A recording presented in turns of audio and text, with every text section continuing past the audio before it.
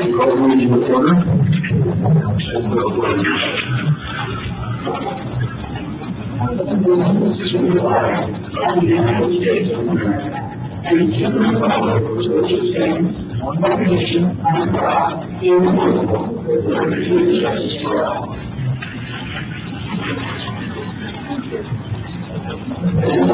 Comments from the audience? I'm not saying we have a letter that was sent in that I believe the lawyer wanted that is a record on the so that was we're getting that to be brought up, so the long meeting is okay, so we'll come back to that. So let's move on to item 3 for now. Any corrections to the agenda or consent calendar? Yes, we do have a change to item 4B, Keller Heavenly Water System Improvement Project Phase 2. We are proposing to change the action to read number 1, approve change order number 2 to the district contract with Whiterock Construction Inc. And number 2, and authorize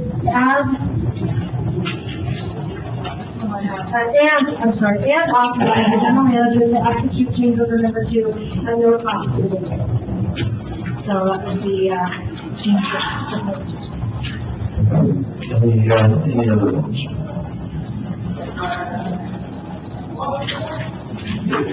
Board members, anybody like to pull something from consent for this discussion?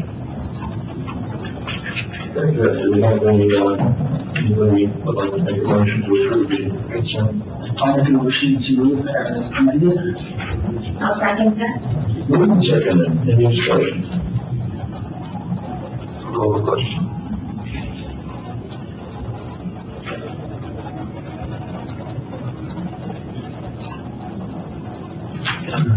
No, they just open the one already, but that's fine. And that motion passes unanimous. And yes, I do have the letter here for the comments to be added into the record. So this is a letter that came addressed to the Board of Directors from Jack and Roberta Hanson. Dear stupid Board of Directors, we are disheartened by your recent decision to switch to monthly billing instead of the more convenient and more efficient quarterly billing for our stupid payments. That has worked satisfactorily and more efficiently for decades. Instead of simplifying or maintaining an orderly process that has worked for many years, you have caused us and the water and sewer district additional complexity, inefficiency, expense, and inconvenience with having to make small payments every 30 days instead of 4 times per year as the procedure was prior to your enforcement act. You should focus yourselves on reducing costs and overhead and increasing efficiency, not adding more expense and cumbersome inefficiency to your operations and administration. Signed, Jack and Roberta. And that was emailed out to the board members a week ago, I believe.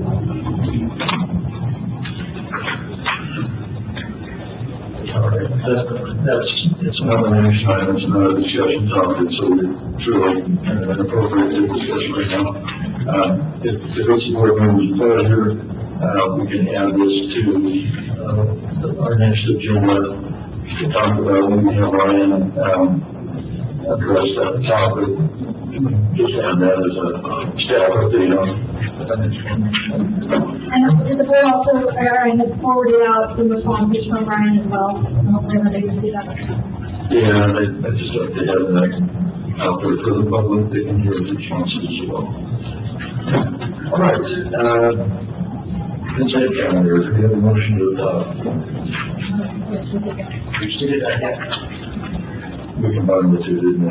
Yes. Right. Well, we amended it, I think I have 5. Sounds good. Anybody who didn't have any of those, so let's move to item 6A. I'm Galaki, Associate Engineer, here today for the 2023 Roofer Path and Heavily Tank Rehabilitation Project. This project touches two of our tanks. One is the recycled water tank at Roofer Path Pump Station. We recently completed a full replacement of tank number 2. This is to rehabilitate tank number 1. So this will include a full recoating of the inside and outside, any structural repairs we come across, and we'll also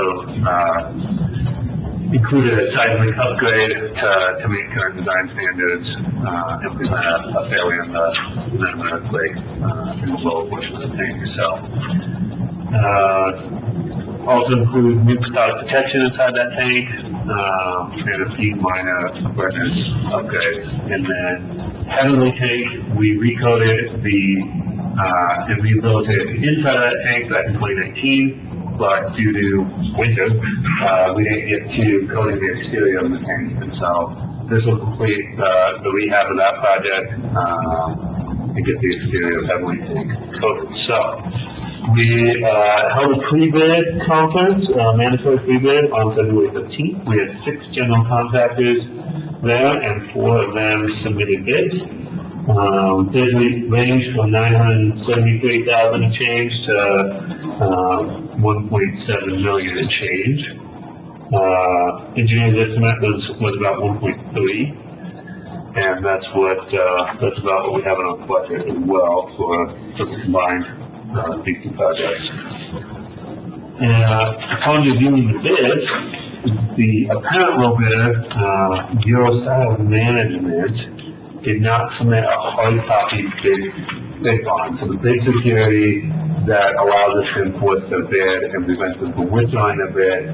It's been our long-standing policy and requirements on our specifications that we have the hard copy in hand. It's a sealed document with like the pressed seals, and so the only way to verify that we really have a valid bid bond is to have that in hand. And so the low bidder DORADO Management did not submit that hard copy with this bid, but the second lowest bidder did, and we reviewed everything with all 4 bidders, found other minor irregularities that are waivable, but it's staff's opinion that failure to submit the bid bond would give that bidder a material advantage because they could potentially withdraw their bid without us being able to hold their bond against them. So, based on that material advantage, we'll ask that the board reject their bid, find the non-responsive, and then reject their bid for failure to submit that. So that would move us to awarding to the second lowest bidder, Tahoe Construction, DBA Resource Development Company, or as we know them, RDC. We've done a lot of work with RDC in the past, and their bid amount was $1,178,000. Any questions? Members, any questions? Read the action. Is there anybody in the audience that wants to speak to this item? Not saying that you go ahead. Number 1, find the bid from DORADO Management non-responsive and reject bid. Number 2, find minor irregularities in the bid from Tahoe Construction Corporation, DBA Resource Development Company, the immaterial and waive immaterial irregularities. And 3, award project to the lowest responsible bidder, RDC, in the amount of $1,178,000, including the ultimate bid item. Including what? The ultimate bid item.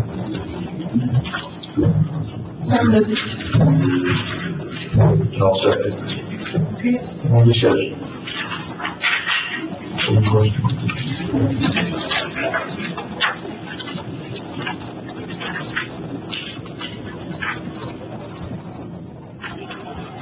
And that motion passes unanimously.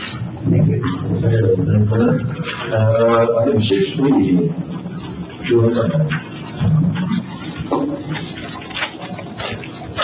Good afternoon. I am here today to request that the board authorize or accept the proposed scope of work from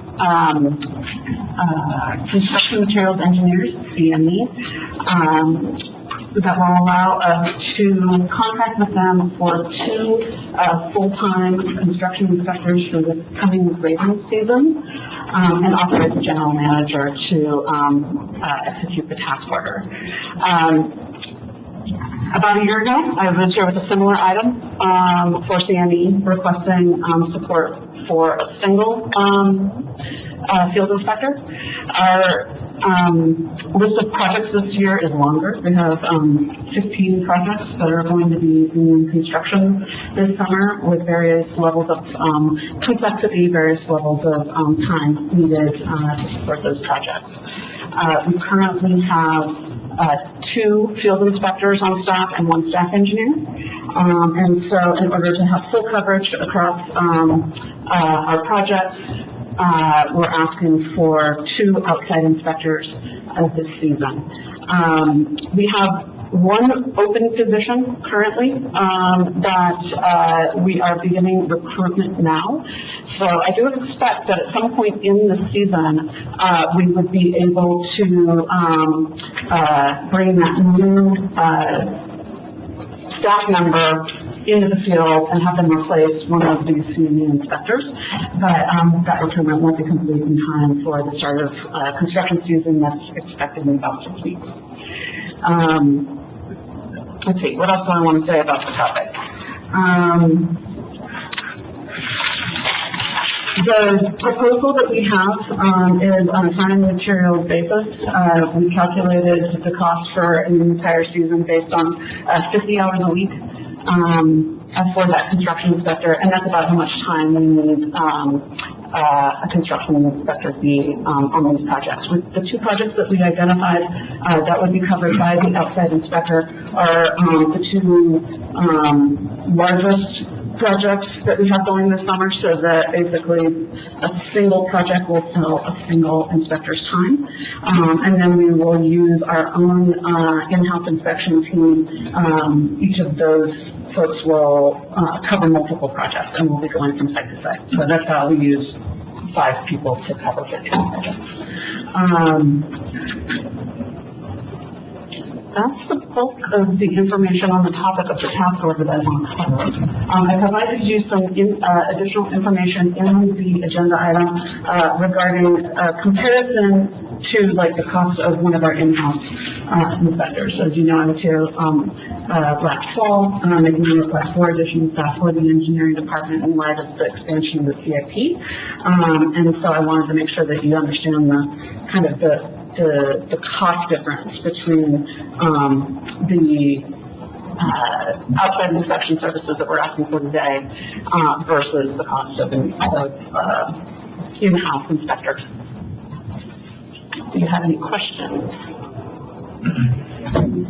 We talked a little bit about this in the Ops Committee meeting, and I got the feeling, given some of the grant funds that are likely to be coming forward through AJA or LCRA or what have you, that from a cost efficiency effectiveness basis, that we should probably think through what it might take to bring some folks on staff that might be a more cost-effective way of getting through our inspections. And I guess I feel like these positions are needed in that partly because just to avoid any kind of challenges as we move through or some kind of mistakes or something, you want to make sure we're catching them before they get too far along the way in completing the projects. Yeah, we definitely do need coverage in this world. From the district's perspective on what the contractor is building. So yeah, it's really hard for us to feel good about the projects we're constructing without that sort of on-the-ground participation by ourselves. So and just to clarify in terms of what we're making a decision on, so right now we have 2 in-house inspectors. We're looking at CME to provide 2 more additional inspectors. We're looking at some point this summer bringing on another inspector at the district. So we're working on the recruitment right now to refill the empty seats that we have. And so when that person starts, we will be able to release one of the CME inspectors and put the new inspector into their seat. If the district wants to come back and, make a request for additional staffing for the engineering department, we can do that and expand our current recruitment for engineering inspectors to include more than one position, so that we could, release the other CME inspector at some point.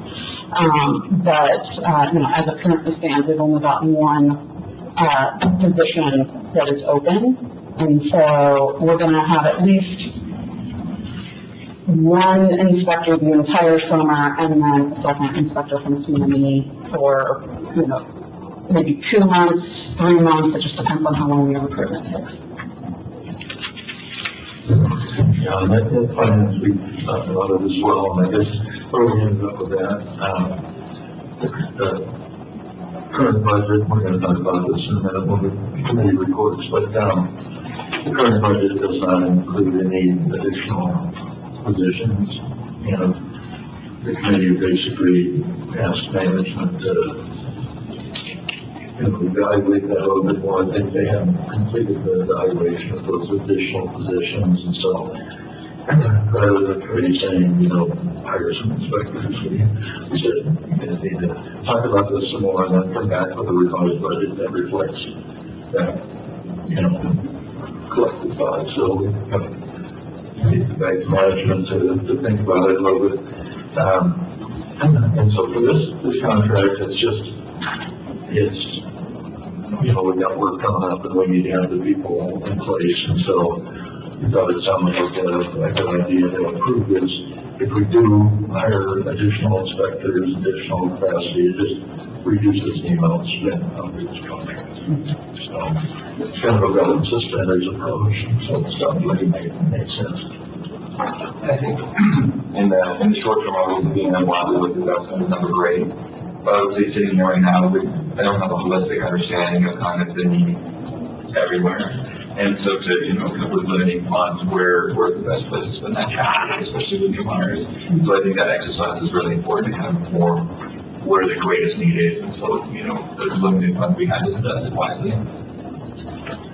Yeah, so when I approached you guys last fall and had 5, staff that I was requesting and 2 were authorized, I had to make a quick judgment of, which were the 2 that I needed to move forward first.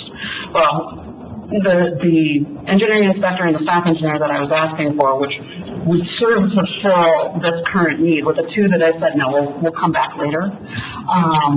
And that's because we have the ability to hire those people under this sort of consulting contract and backfill.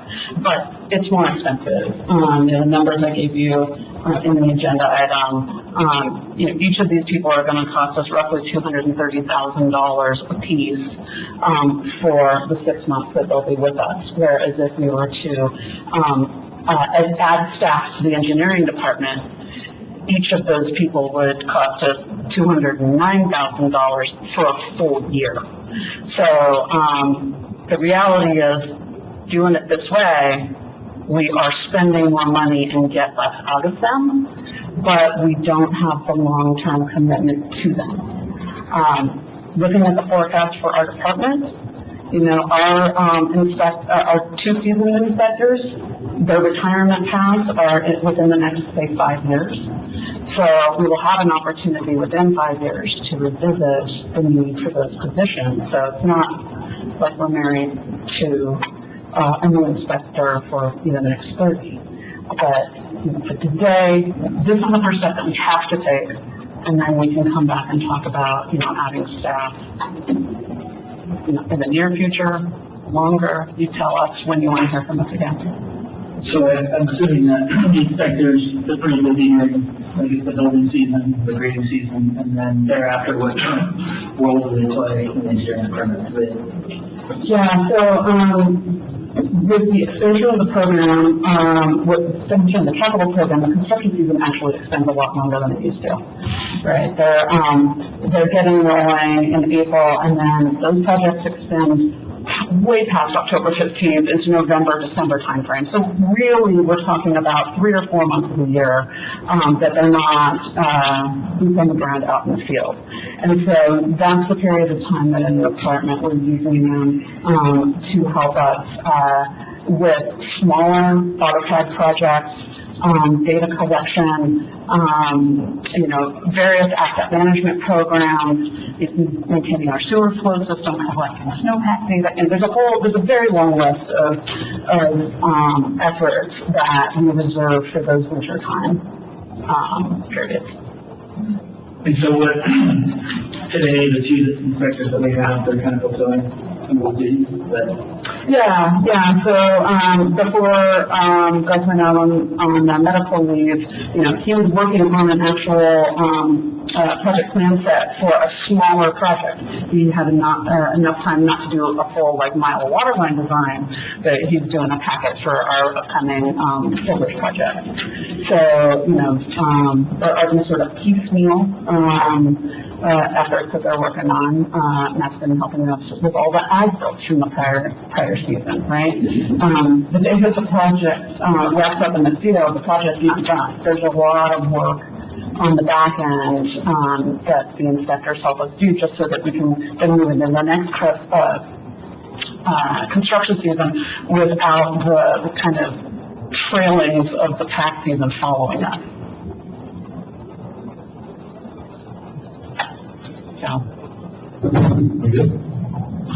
Yeah, and I guess just in terms of when to bring it back, I think just with our upcoming budgetary discussion, right, it's when we bring it back and then kind of pull within everything else. Right, that's really a new mechanism to address any new staff hires. They have to green light to hire the one that's already, Empty, yeah. but it's just a matter of getting it done. Yeah. So with that one, hearing what I'm hearing, it sounds like you don't want to come back immediately. We are starting our recruitment immediately. So the way I would like to advertise that is that we are seeking to fill one position now, and we'll be making a list from that recruitment, so that we don't, say it's 2 or 3 months from now, I don't want to start over with another recruitment. And we'll maintain that list for, say, up to 12 months. Do you want to introduce your new engineer? I do. I kind of figured that was under John's staffing. Yeah. Okay. Just. what's your proposed action? All right, so my proposed action is that the board approve the proposed scope of work from construction materials engineers to provide construction inspection and materials testing services, and to authorize the general manager to execute task order number 21 in an amount not to exceed $474,030.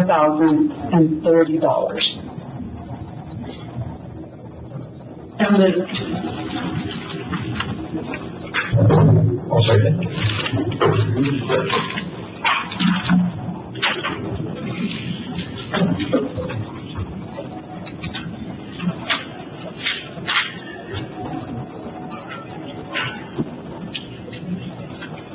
The motion passes unanimously. Thank you, Julie. Thank you. Now, we do have an item 6C, but by the addendum that's in your package. Who has the staff report on this? Is it John? Yeah, I'll be covering this from the John's emergency response. And I'll start with a little sort of update and keep the board informed on this on a daily basis. I think you did not yet get an update today, so we'll give you it later. But really, all is trending positive in the plant, and that was the pass and in the field. So I mentioned at Luther Pass we're having problems with pump 4, over 1,000 horsepower. So our crews did change out the bearings and reset that pump, and that is back running and looks to be running well. So we can increase our export from like 7.5 to about 8.5 MGD, and that's right around what our inputs have been. So we haven't been needing to go to theory that much in recent days, so that's good. I think we have probably 6 or 7 million gallons in the ERV. That ERV is 54 million gallons, so a lot of space left in there. If our flows go down, we can start bringing more of that ERV flows back. So good news that with the pass, plant's running well. Pretty good news with the flows. They were as high as 13 million gallons per day. So we were exporting a lot on that day, and we were taking a lot to the ERV as well. So let's talk about the field a little bit. No change at Fallings Lake. We just continue we have a standby generator out there, keeping stations 2 and 3 in power, and then we're pumping out station 3 manually once a day. But we lost our generator out there with the avalanche in station number 1. No hurry to rush in there and try to clear out that area. So we're definitely working with the county and others before we go in there. We're concerned about the avalanche and safety of everyone who's known workers. So really no change at Fallings Lake. I think a lot turning positive in the El Tahoe area, the Meadow and the Bellevue pump station. I talked about how the Meadow floodwaters were coming up and inundating our station, and our manholes had 2 or 3 foot of floodwater on top of them. So we're having a lot of water getting into our collection system. That Bellevue pump station has 2 pumps, 2 old pumps from I think 1967 actually. They were both running full steam for many days. So that was concerning. One of those pumps started making noise about a day and a half, 2 days ago.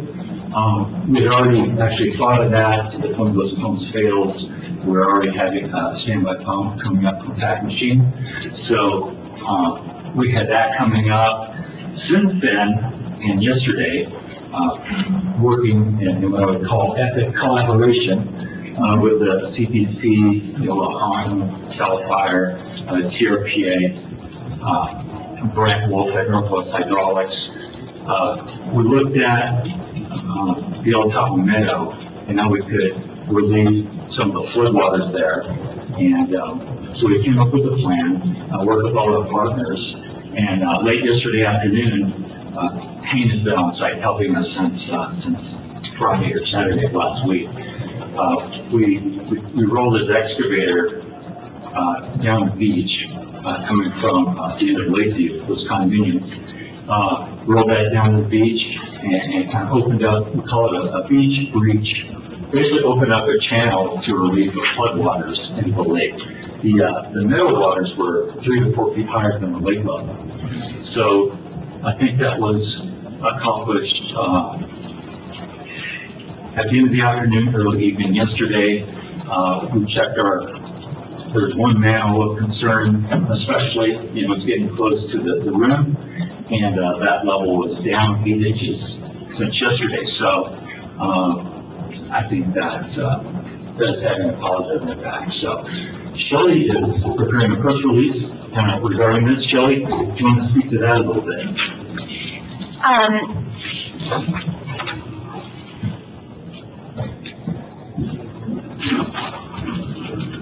Yeah, so the press release will really cover what John just mentioned, and just been working in partnership with California Tahoe Conservancy and TRPA on messaging, and it covers all the things John just said with some photos that I don't think we've shared yet, so those will be a part of it.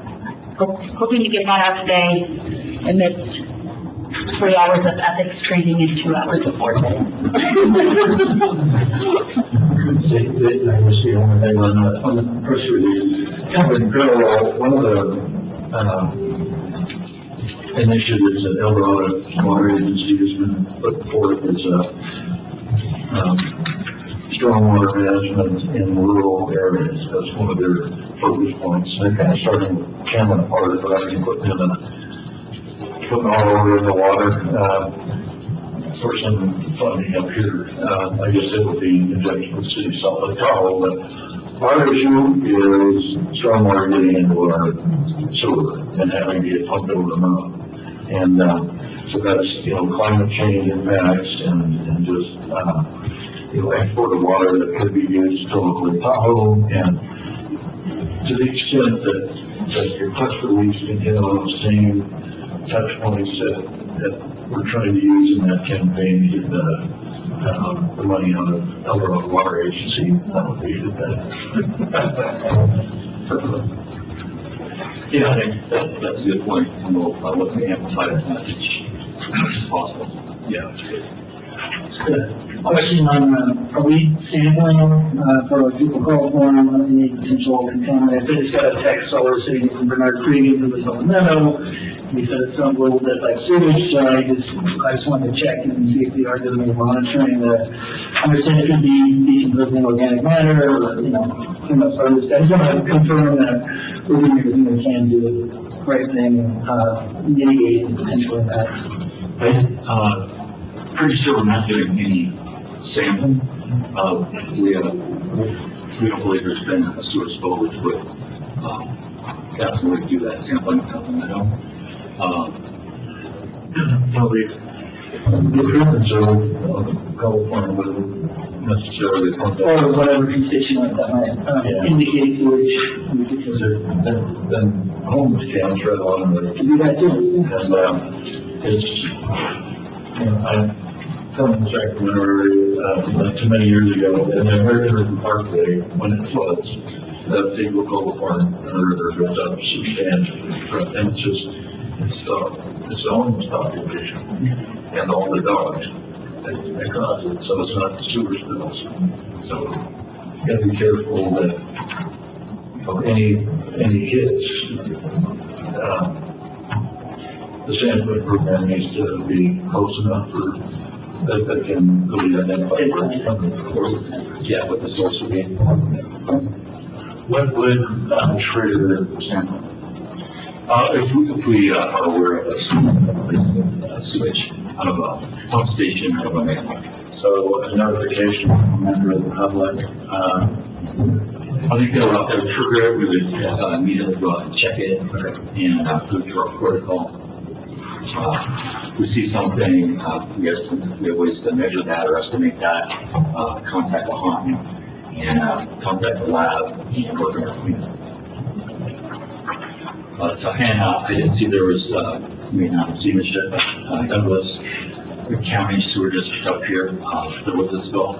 So we're having, good for them, we're having the same problems, just with too much flow. So far we're doing good there, and I think with this recent action in the meadow, it looks like it's helping, or part of the solution. Anyway, looks like the waters are down a little bit. We've got a few days of better weather, and getting ready for next week looks like it's not going to be as bad. But we have been working with local contractors, paint constructors, and Whiteblock Construction, and they jumped right on it. We really appreciate their coming out to help us at DVR and here at W. So, and we're continuing to work with them at both sites. Our Emergency Operations Center, we've been meeting every day at 9:30, and we had some good practice here with the culvert, so putting a lot of those lessons learned at that time into practice this past week. And again, I just wanted to say our staff still showed up for this, working days and nights and weekends and many hours, and getting ready for next week. So it's been really impressive, and again, really blessed to work with such a talented and well-resourced team.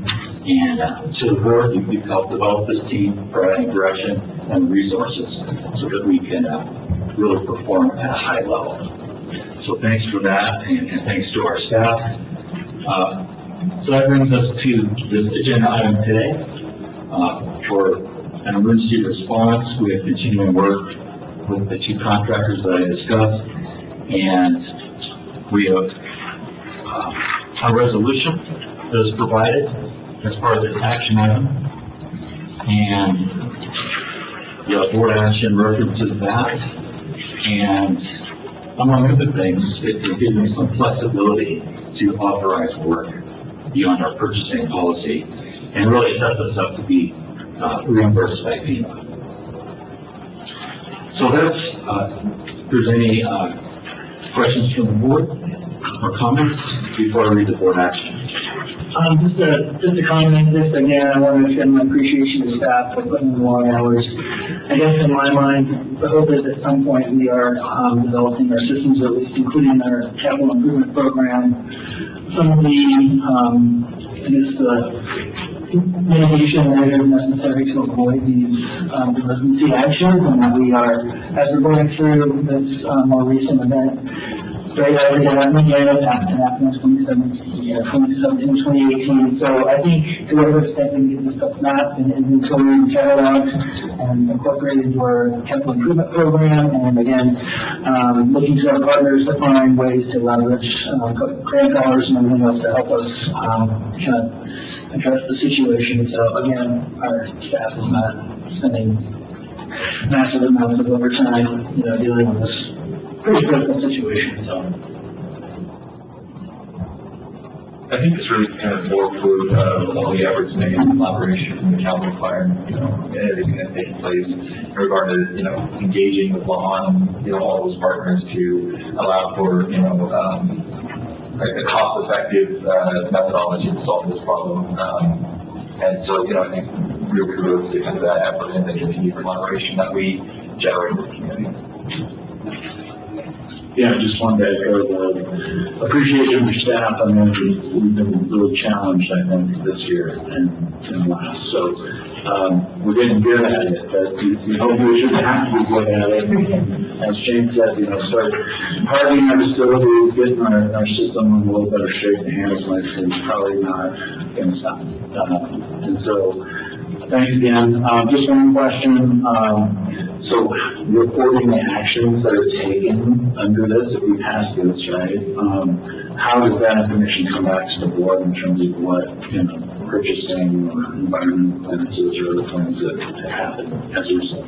Yeah, I'll come back in the board meeting and to renew this emergency until I close it out, and I'll give you an update at every meeting about what we've done since the last board meeting. So we reauthorize this at every meeting. Thanks.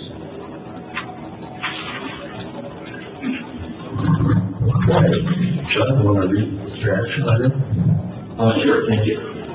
Our request of board action is to authorize District 2, number 1, determine an emergency exists as defined in Section 1102 of the Public Contract Code.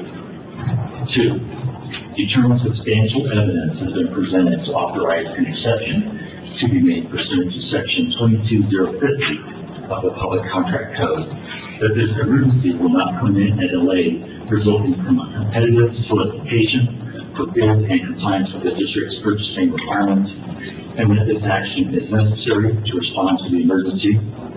3, adopt a resolution number 324223, delegating authority to the general manager to order any action necessary to respond to this emergency. 4, determine this project is exempt from the California Environmental Quality Act pursuant to Public Resource Code, Section 210808 B2 and 4. And 5, authorize filing a notice of exemption. And 6, approve expenditures necessary to start emergency response not to exceed $300,000. I'll move that. Follow with that. One second. Second of the board discussion. Just confirm that $300,000 is going to be sufficient. You come back to the board, I guess, after we've gone this stuff. Yeah, that looks sufficient, certainly for the next, between now and the next board meeting. And then what's the duration of the emergency orders? Just curious, I'm going to copy that here. It's ongoing. I'm going to come back here in the board meeting to either renew that or end it. Okay, call the question.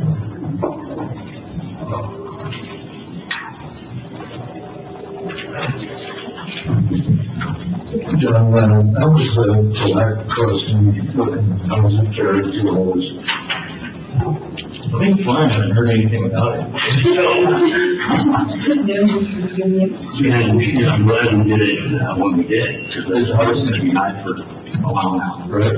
Yeah, that's perfect time after working on that for about five or 6 years. The way to push towards the end. Yeah.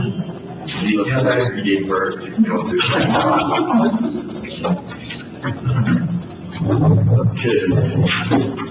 Now, pass on. Yes, so there's motion passing. Let's go to item 7. Standing in our committees, let's start Mr. Axon. Yeah, John and I had a 2x2 with the city. I hope that's missing the board meeting. It was a few weeks back now. Scott Robbins was in attendance with the city, Joe was there, and then John and I. Really good conversation. Had it over to the city offices. And so really what was discussed probably most is there was, city's been dealing with a lot of reliancy issues in terms of kind of energy output, a lot of concern from people living here locally about, you know, the energy being cut and having to get rid of their stock for very specific for restaurants and so forth. And so we spent a lot of time kind of talking about resiliency, how we could work to kind of assist them with that. And the city's going to be going through, and we had looked into this as well, engaging with the CPUC in regard to, you know, exactly the tariffs that we exist under and some of those details. And so it's kind of an exploratory discussion with the CPUC to see, you know, what's possible here in the South Shore. And so really it was, you know, a conversation that begins being how, you know, us as the district, you know, take a leadership role in that effort, given, you know, kind of our charter and what we're doing with our, you know, kind of solar installation now and things in the future. And so, you know, there's a lot of conversations that we had, but that was, you know, it was interesting to hear kind of the primary concerns that they were giving us from their consumers, from, I guess, constituents, I should say, and, you know, how they want to see us partner with them in regard to that. So a lot to be discussed. I thought it would be interesting. No real conclusions, I would say, from the meeting. You know, also raise some other things, you know, with regards to, you know, stormwater runoff and things like that. And so it was all kind of high-level planning, but, you know, the first meeting, these types of things, nothing, you know, it was really just setting sail and see these ideas and seeing where they go. And so I anticipate, hopefully, both in terms of water, but then also in sort of power, you know, continue to develop this relationship, see where it goes, and see how we can, you know, create the strongest community possible. So it was really good, positive, productive meeting.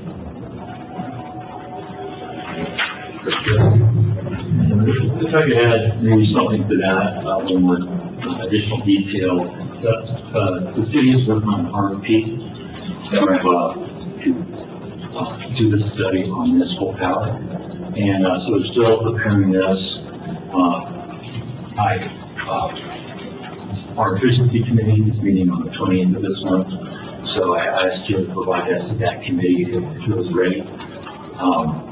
They did ask us if we'd be interested in participating in some way in that study. So we'll, not sure what they're putting together, but hopefully the committee can take a look at it on the 28th, and we can bring it forward to the full board. Is Joe coming to the efficiency meeting? Is it a presentation or is it just going to be? I can open that up to him. I'm not sure what stage they're at, how advanced the RFP development is. So I'll find that out. I asked them, it would be great if we had something to share on the 28th, and to be able to come here in person and all of that. Cool.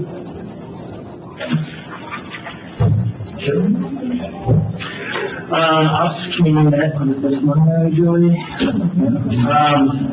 We pretty much talked through a lot of the conversation around the emergency situation, the avalanche that followed the situation out at Bellevue. I guess there's some spikes and inflows coming from the Heavenly Valley Home Park. We're trying to find out and figure out.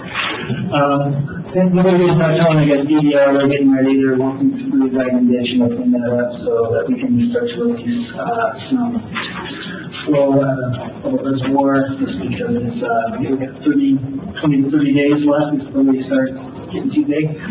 Is that estimate changing? Changing. 14. Okay. I'm concerned about the April, right? With last night's flows, that gives us 14. Okay. And then just another thing that we really touched on, and see, they continue to do the flushing at the, one of the concerned location at Red Lake. Sounds like the numbers are okay. Brian, We didn't have the numbers update because Dan was on vacation. are you still flushing? We're still doing the one with, low velocity flushing, just to clear the, iron laden water out of the pipes without, moving more around. And then in terms of reactive work orders, it looks like we're pretty consistent with our previous March, February, actually. So, that's my report. I usually go laugh about the same thing, but. I'll try to do my best on the finance committee. We went over the budget, we had kind of a budget workshop, in great detail. It was my first blush at that, which was a great opportunity to learn how, the kind of financial system structure and just kind of soak it all in. And so, I thought it went really well. I was actually really pleased with Paul's presentation of the budget and the budget memo that was supplied to the finance committee, and then I think subsequently to the board. It just gives a good overview of how everything's organized and kind of some trends and really pulling out movement and changes that are anticipated. And I think, we thought it was looking pretty good. I think there were a couple items that we asked a couple questions on. We're going to come back into the board workshop on the budget at our next meeting.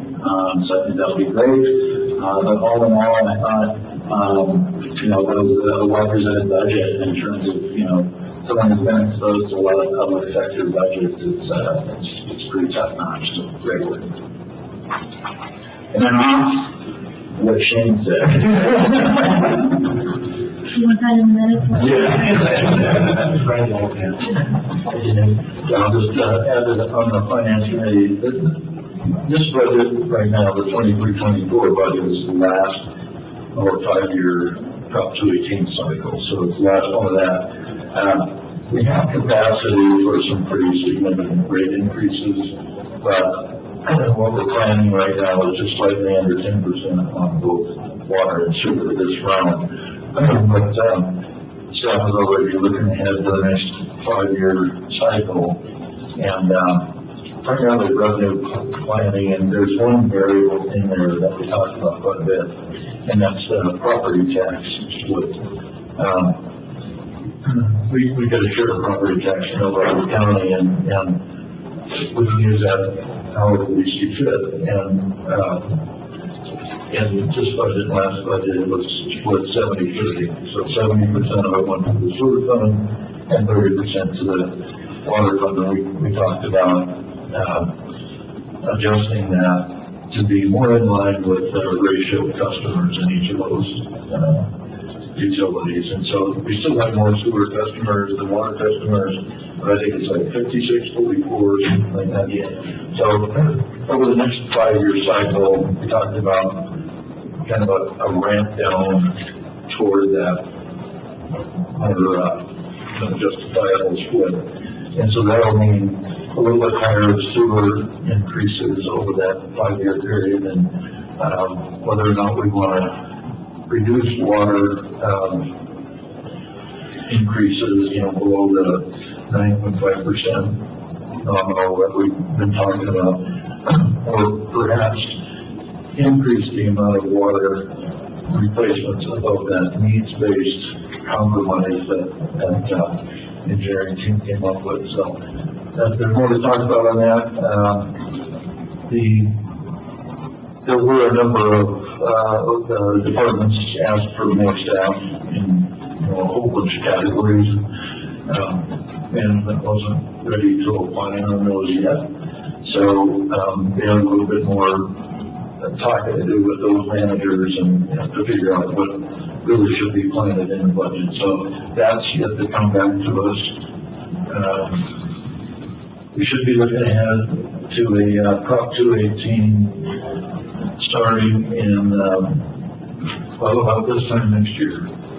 And then those rates will take effect in the summer. And then, the union contracts, are on about the same cycle. Contract discussions would take place maybe a little bit earlier, but it's about the same cycle. So that's the other thing coming up.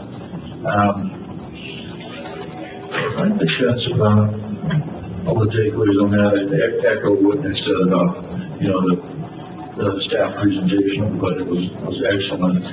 One thing we did suggest to staff, and I mean, it was a suggestion, but under the revenue categories, we've got property tax and rates and connection fees and that sort of thing. We suggested that perhaps we have another category, just other revenues, or maybe more specific to the solar facility, and record that as a revenue and a cost, so that, because right now, I think we've got it in the budget as a net cost or a net reduction in cost, but reflecting, we think we should probably show it as a revenue, just so as we think about other, you know, alternative energy revenue sources, it shows up as a positive thing, not just as a lesser negative thing. So, staff is considering that too in the next version that we're going to see. Maybe we're going to take a look at the reserve policies as well. Yes, That's right down the line. So. Yeah, so reserves are always that. We wanted to have kind of a balance sheet of where reserve funds are, because the financial plan right now projects, I think it was $53 million in revenues and $63 million in, well, maybe not 63, but it was close to that, in cost. I was like, well, where did the $10 million come from? Well, it comes out of, you know, fruit projects and reserve account balance, basically. And so we kind of need a balance sheet to see how it all ties out. And reserves, there are several different categories of reserve, and we kind of need those enumerated for the board so that we have a clear picture of what these things are. And then we wanted to review the policies for each of those. What's the target level of reserve in the rate stabilization reserve? Now, what should we have in that? We did have $8 million in there, but did we need $8 million? Statutory requirement. Some of them. No, the only requirement is the debt reserves. Those you absolutely have to have. Yeah, so a little bit more work there. It's not so much to change what staff is doing, it's more to get the board on track and what it is that we're doing, so that they understand it. Yeah, it was a very good meeting. Good lunch. Any short number reports? I would say, you know, relative to the emergency that we're having, when we met for finance, that day, we had one other meeting, but I think half of the people here that we met with were having flooding in their houses. I mean, pouring into the roads, pouring into the garages. So, I mean, everybody's getting hit with this thing. And I guess I just put out a plea to the public to have patience with what's going on. This is an emergency, it's a disaster. And everybody's feeling it, including the people that are supposed to be mitigating the disaster. You know, it's hitting everybody very close, so appreciate everybody's patience on that. Any other? I'll just note that I participated in a California Public Utilities Commission workshop on some rulemaking related to equipment adaptation and vulnerability assessment that applies to the Western utilities, and as we start to talk with the city and understand what some of the potential mitigation measures are associated with, long transition lines of electricity, that I have a feeling that some of those, mitigation measures are identified by larger IOUs and Western utilities are going to include microgridding and things that might be applicable to us. So it's just now getting, I guess, the forefront of rulemaking procedures, but if anything, it's going to provide guidance on how you go about, characterizing your exposure and vulnerabilities, to various, climate-associated calamities, flooding or wildfire, extended drought, or any of this one will be, but I'm more than participating in that stuff. Very good, thank you.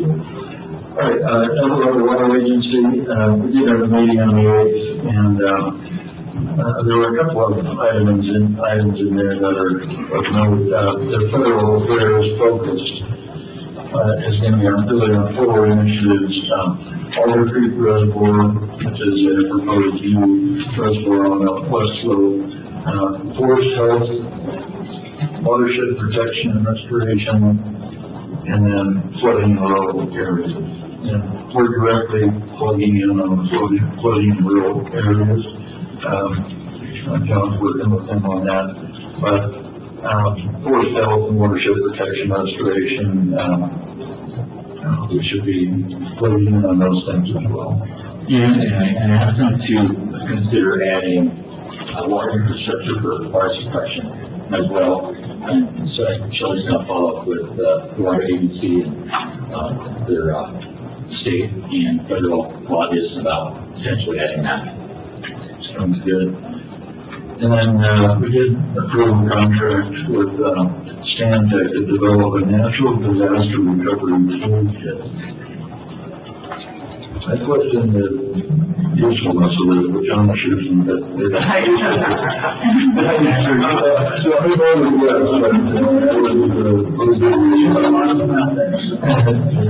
yes, but Yesenia is our toolkit, but I think a lot of smaller agencies struggle with that, and we're hoping to get some value out of this water agency effort.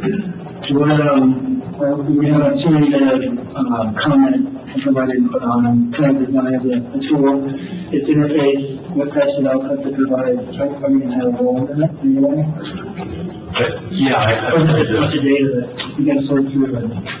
well, I mean, definitely going to connect Yesenia with Ken, Water Agency, and Stantec to help build that toolkit. Probably we can help build that, and by being part of that, we can get more out of it on the back end. And just updating that over time, I think is a challenge. And it's just applicable to everyone, and part of the more expansive. Supposedly, yeah, and they're going to do some lessons learned, storage, so they probably can have you on the spot. While we went for money, what we had to do to apply, what we had to do to secure it, et cetera. And I guess they're going to suggest just kind of a how-to list, how to get money out of FEMA, how to get money out of it. And that's just more operational and administrative. Yeah, and we talked about the shelf life or such a thing, because the rules always change. But other little water agency itself in-house is going to keep it updated. So they're going to get Stantec to develop the first one, and then they're going to, that's what they say, they're going to keep it updated. So Yeah, okay, it was good, had some merits. The hours that were built into that seemed questionable, but and Dave spoke to that, so. Yeah. And just staff time to learn it and keep it on our site with also. yeah. These are great standards. So, yeah, and then, of course, we talked about the Cameron Park stormwater flooding thing, we approved a bunch of money for that. So hopefully we'll get some more of the basin here pretty quick. So, that's all I have to report on that. Curious, how much opportunity do we have to weigh in on the agenda? Do we have an opportunity to put some items on for us? Yes, we do. Bring it forward. All right. Let's move to staff reports, item 10. Number 1, multi-factor authentication. Ms. Kelly. I'm going to kick this off real quick. This item is in connection with the 2023 goals. So it's an ongoing cybersecurity effort that the district is implementing with this multi-factor authentication. It's for all of the accounts on the district, including email, so this will affect the board members with emails. It requires some assistance from IT to kind of get it set up. It's just a simple app. It's free. You put it on your phone, and it delivers an authentication number. If any of our systems are asking for it, just open it up and plug the number in. Super easy to use. Shannon and I have both had it installed on our phone, and we've used it a couple times without problem. And you can tell us more about it.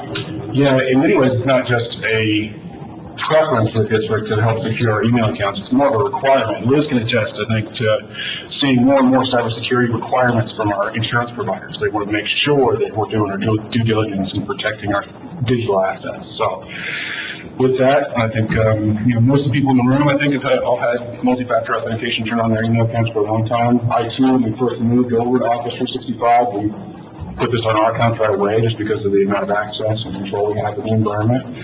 So we tested out that role out there, and we're slowly phasing it in across departments as we've been training, as we're expanding the training departments on how to use it. So we're looking at, risk factors such as access to customer data, financial resources, and now job titles. So a board member, just by having that job title, you are a target for cyber criminals and hackers, compromising your accounts. So it's that time in the rollout to visit you guys. So I think in the next month or so, we're going to be coordinating with Marla and Melanie to implement this on their accounts as it's convenient. And so we'll try to schedule that with you as we Probably before a board meeting or after a board meeting, you can sit around with you this extra. It's pretty quick. It took us like 5 minutes. What app do you use? Google Authentication? So you can use whatever you're comfortable with, if you have one you're using already, or Microsoft recommends theirs, where, you get push alerts. So say when you're trying to log in, and you say, it's me, and it lets you log in at that point, so.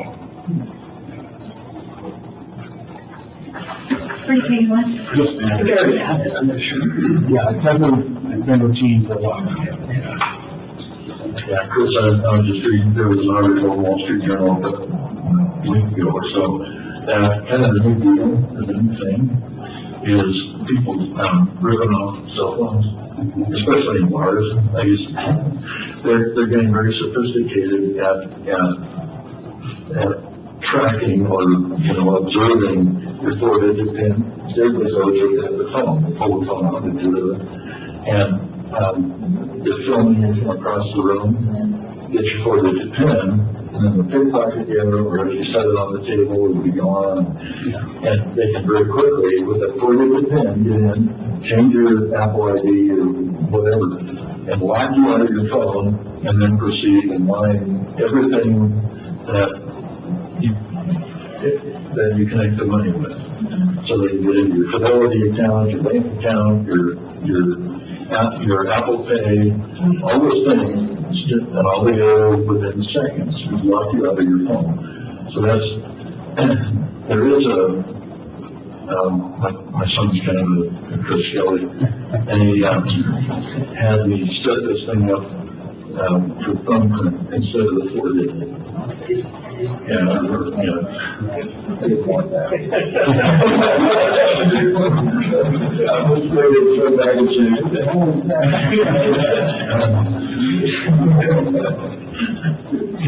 watch your face. So anyway, I think we all have to be, unfortunately, more and more careful with these things, because it's just in a blink of an eye that nefarious mindsets can. Right. Well, we're doing approval processes with it now, right? With the AP, the accounts payable monthly process that we're doing now, you're approving that through your email. So we want to make sure you are and you say you are when you're approving something like that. So it's just a good checks and balances. Okay, thank you. Question on this is, all right, this is, all right, 10B, police update. Ross Cook. Good afternoon. My name is Ross Poole. I'm the new asset management analyst here at the district. It's been a while since many faces on the board. The last time I think I stood at the podium was in 2013, so I'm a little rest here. Today's presentation is to give you an overview of the water leaks we responded to in 2022, and to give a little insight into some of the trends we're seeing with our leaks. So, let me start off with why is it important to monitor our leak history? The district's largest source of water loss is leakage. Our ability to manage leak rates will largely determine how successful we are in meeting our loss targets. The water loss standards are set at our current loss rate. So with this in mind, it's important to be vigilant in keeping our water losses stabilized. Accurately tracking our leak history allows us to prioritize CIP projects that replace our worst pipes, helping to manage our water losses and allowing staff to spend more time on proactive asset maintenance programs. Once steel pipes start leaking, we typically see more leaks on that particular pipe over time. As we are well aware, leaking pipes are failing pipes, and they can cause water quality issues while damaging roadways and private property. Studies have shown system pressure drops in damaged sections of pipe can result in water quality issues. This includes potential contaminants entering the pipe from the surrounding area of the pipe. So, for example, if you have a hole and we have a break at the other end, it's going to create a siphon, and it's going to pull anything around that pipe. So, it's definitely a water quality issue as well, not just a leak issue. Leak history is our best and most current indicator of pipe condition, and our leak records are the best data we have to establish the overall health of our water system. For these reasons, we put a lot of effort into maintaining accurate work order records for our water leaks. We have a few water loss reduction tools that we currently use. We use AMI and WaterSmart, which I'm sure you guys have heard tons about, very successful, and we use that to reduce water losses on the customer side. We use Astera for leak detection via satellite. In 2021, Astera identified 22 leaks, and 19 of those have not yet surfaced and wouldn't have been identified without satellite technology. So based on estimated flow rates of those identified leaks, repairing them saves us approximately 65 million gallons per year. This has been a very successful tool as Astera identified 7 main leaks, 2 service leaks, 1 meter leak, and 12 hydrant leaks in 2021. So we are, with the success of that, we are planning another round of satellite leak detection in the spring of 2023. Another tool we use is BaseRoom, a cloud-based AI solution that we've been using to help us leverage our water leak data for long-term planning. You'll hear more about the work we've done with them at the end of this presentation. So the primary source of our leak data is the maintenance connection work order software that our underground repair water crew uses. Each leak has an associated work order which tells us the following: exactly which pipe the leak occurred on, the date and time the leak was reported, the date it was repaired, and finally the cost of labor and parts associated with that leak. We categorize our leaks based on the type of asset they occur on. The asset classifications are fire hydrants, meters, mainline pipe or valve, or service line pipe or valve. With the data we collected in 2022, we have discovered that 90% of our mainline leaks were on old steel lines. And this has been the case year after year. So for some context, approximately 54% of our water system is steel pipe. And 89% of that steel pipe was installed before 1974. So this is kind of like a highlight reel of 2022 and some of our big leaks. The photo on the left shows a leak that occurred on our 19-inch transmission line on Pioneer Trail. This is a very critical line.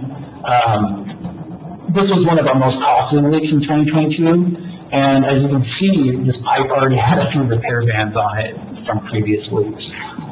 So the crew had to actually cut and remove this section of old steel pipe and section it into the C900 because they just can't manage another band on there. So in the top right, you'll see one of our crew members kind of holding up a trophy here of a condition of a section of pipe that has numerous leaks. You can kind of see his vest through it, multiple sections, so pretty kind of Swiss cheese effect going on there. And on the bottom right, you'll see a hydrant leak that was only detected by using a spare satellite detection. In this case, the lush vegetation surrounding the hydrant kind of gave it a pretty good tell on that.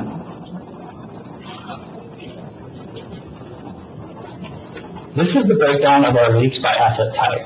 The results are fairly typical based on historic data. The meter and hydrant leaks are rare, and mainline leaks are the most prevalent. Annual numbers of service leaks have been fairly steady since 2009, but they've been trending upward over the past 4 years. So looking at this map of our leaks in 2022, let's see if I can get a laser pointer here. Overall, our leaks were fairly spread out this year, but we do have some clusters in some of our most common problem areas. You can see the cluster mainline leaks around the Glenwood walk-up area, and that's actually increasing in that area, and we know that those are some of our worst pipes. A handful of mainline service leaks in the Tahoe Sierra area, and a cluster in the North Upper Truckee area. So right around here is a common problem for us. There is a cluster of service leaks around the south side of North Upper Truckee, and that's primarily a C line, but the service lines are leaking. We have identified condition-based capital projects in the Herbert Walkup area slated for 2024, the Park Avenue area slated for 2026, and the Tahoe Mountain area for 2028, and the Mountain Meadow area for 2031. The years like lately stated for those projects are based on the proposed capital budget and fire flow project priorities. You'll notice that in Miners area where we mostly have AC pipe, we've not seen many mainline leaks, but we did see more service line leaks. And as we experienced in 2021 with the costly leaks that occurred on Normuck and View Circle, we observed that when AC main leaks, they are typically complete failures and are very expensive. And talking to a lot of the crew guys, it's like when you have a leak on AC, prepare for a blowout. So it's a big costly leak. So here's a breakdown of the 2022 leaks by month. This pattern is consistent with our historical monthly frequencies, with 2/3 of our leaks occurring between May and October. This chart shows that the frequency of leaks is higher during warmer months, which is likely attributed to elevated water demand and production during those months. Also, there's an improved ability to detect those leaks that have surfaced in dry months. It's kind of hard to find a leak when you have 15 feet of snow out there and the ground's wet. The black line on this chart represents the water production totals, and this kind of provides some evidence that there is a correlation between total water demand and production versus the frequency of our leaks. This chart shows the number of leaks by year. So on the left you have the total number of work orders, and then I overlaid our well production numbers, so that's on the right-hand side in million gallons. So in 2021 was our largest leak year since we started tracking them closely in 2009. So 2022 is slightly less than 2021, but still elevated. So looking back over those 5 years, you can see that our total leaks are trending higher overall. Also, despite our total water production trending down, leak frequency stayed elevated. In fact, in 2022, total water production is the lowest on record.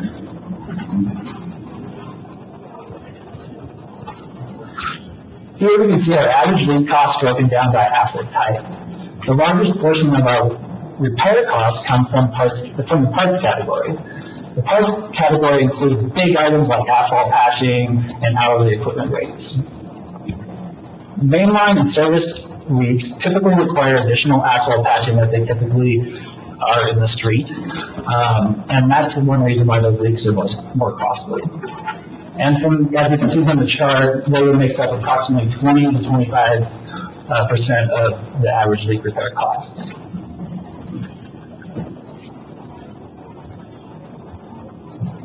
This graph shows average cost of leaks escalated based on a 3% per year increase to 2023. So a large part of the reason for the increased average cost in 2019, like I said before, is that asphalt patching cost is extremely expensive. On average, asphalt patching makes up 20% of the repair costs for leaks in the city and 40% of those costs in the county. So patching costs are higher in the county than in the city because the county requires a bigger area to be patched. So every year we solicit asphalt patching bids annually, and prices are based on square footage of the patch required. So these are tracked every year, and I update these prices in our work order management software based on bid outcome. A factor that could be at play on why the average repair cost went down in 2022 compared to 2021 is, which it's rare to see anything go down these days, so, is that we awarded an asphalt patching contract that was approximately 20% less than the prior year. So we had some savings there. And we did not have as many expensive leaks that we've had in 2021 that occurred on Norma and V Circle. This chart shows the total cost of leak repairs on a yearly basis, adjusted for 3% per year to 2023. As you can see, we are still above the 1 million mark. The main driver of annual cost is the number of leaks per year, but we also saw a significant increase in the cost of parts and more expensive asphalt patching that started in 2021. The lower cost of leaks in 2022 compared to 2021 is attributed to that slightly less leaks overall and that lower cost of asphalt that I mentioned earlier. So as we look forward and predicting the future, a great tool we have been using is that baseline AI that I mentioned earlier. This aids us in making future predictions and decisions. Baseline gives us useful information for water line replacement planning as we move from completing fire code projects to condition-based projects. Baseline predicts future leak rates and allows us to see how planned CIP projects impact the predicted leak rates. With that being said, this chart shows two scenarios. The blue line depicts an accelerated leak frequency if no action is taken. That's replacing no pipes, no cathodic protection programs, we just hands off, let it do its thing. So you can see that it does steepen quite a bit. And then this red line reflects our proposed budget allocation for mainline replacement. So as you can see, at our proposed budget allocation for mainline replacement, it maintains our current leak frequency. So this is all I have for you today, but if you'd like to open up for some questions, I'd be happy to try. Any questions? Start there. You have my software. Was that green through 12 feet of snow? Yes. Yeah, surprisingly, it does. Yeah. I just talked to the meter tech today, and he did say that they are having some issues. So what we kind of do is like a hierarchy. We read by tower, and then we kind of bump it down to a drive-by, and then we drive by with it again. And then if we can't get any drive-bys, we dig, and then we do it manually. So it has slightly increased. It's really strange. So it depends on the density of the snow, the water content of the snow I've been finding over my years of being a meter tech. So it kind of depends on which way the wind's blowing that day.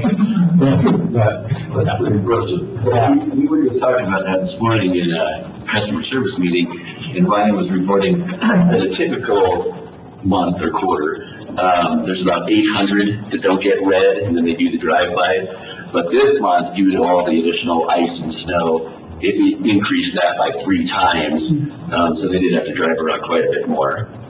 And there's still a reason they didn't even read that high to me. I've got a monthly billing update coming up next, and so I was going to talk about some of those numbers that are interesting. Excellent. And then, this one, I guess, when we have a link in a service line, really on the customer side, is there, I guess, is the mechanism to fix that to shut it off at the meter, or do we or someone have to try and find, stop, and bring up the house and dig that out of the snowbank, what's the, and where I'm going with this is, you know, we had to adopt the hydrant program and trying to get some awareness that it's public's responsibility to keep these things better out. Well, this winter's kind of revealed that well, it needs to be expanded a little bit. You know, everybody needs to be digging out their gas meter. And if they also need to be digging out their stopping drain every time it's storms, keep that accessible. We probably need to add that to our outreach that, in the meter, does the customer need to be digging out the meter? So these are questions I guess I want to ask you, and it really relates to more, you know, if there's a break, how do we detect it? It sounds like AMI can figure that out. They got a leak, you call them up, and something got to happen. They got to be able to turn it off so they can fix it. Where they turn it off, and you know, if it's going to take a day and a half to dig the meter out of the, you know, out of the berm, or try to find the stop and drain into the house and take that out. I guess I'd just like to hear your thoughts on what we should be doing in terms of outreach on that. Yeah, I understand that, because it's always like bullseye, that meter is right under the tallest part of the bank. Yeah, so it's an incredible amount of effort just to get to it. But I think Charlie and Ryan can probably echo to that, is that I think we do put it out there that they should maintain, you know, access to their meter. Yeah, the code actually states that they must maintain access to their meter, that they're supposed to keep that clear, and it is the customer's responsibility. That being said, in the wintertime especially, we've never enforced that. Many people don't live here, and so it would be hard to do that. I did see, I reported back on, when I was talking about the service call feed, about Tahoe City actually requiring that you clear the meter before they'll come out and do the service call. So they were referring their customers to local snow removal companies to do that if they weren't available to do it themselves. But it's going to be, so we're already developing our outreach plan for this summer. A big part of that, coming along with our proposed, you know, bringing the service call charges back to recover the district cost for those, is going to be a lot of outreach, encouraging customers to install a stop and drain valve if they don't have one, and if they do have one, maintain it and keep it accessible, and then use it if you're leaving town for an extended period of time, especially in the winter. So we're really kind of designing an outreach program this summer that's going to touch on all of that, and it will include, you know, the potential of keeping your meter clear if we need to come out there. And I mean, what typically happens is they will request that the district come out and turn the water off if they have a bad customer side leak. So that kind of comes back into this idea of passing along the costs we have. We use an excavator to go out there and dig through the snow to get to those meter heads. Thank you. Anything else? I was wondering if you could go back to the last slide. So on that red line, that's based on our current 10-year plan. Could you just remind the board like how many linear feet of water line replacement that represents? Probably best for Julie, you might have. If this is the 10-year plan, then that would be 15,000 linear feet per year. Yeah, this is the number proposed 10-year plan. Okay. So based on 15,000. Yeah, on average, 15,000 feet per year. Okay.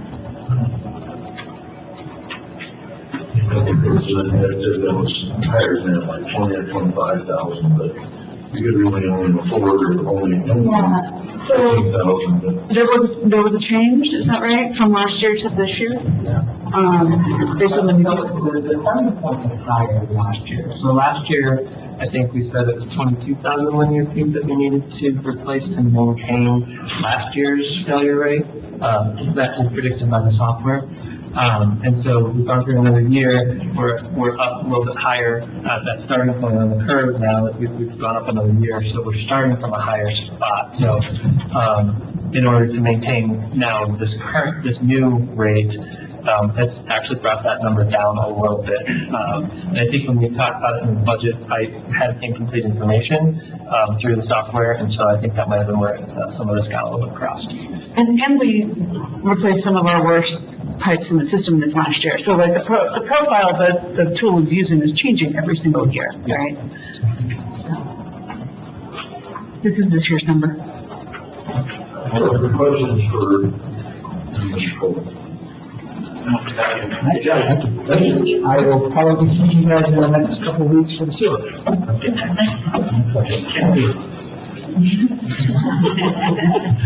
Let's go to NC, Ryan. Yeah, good afternoon.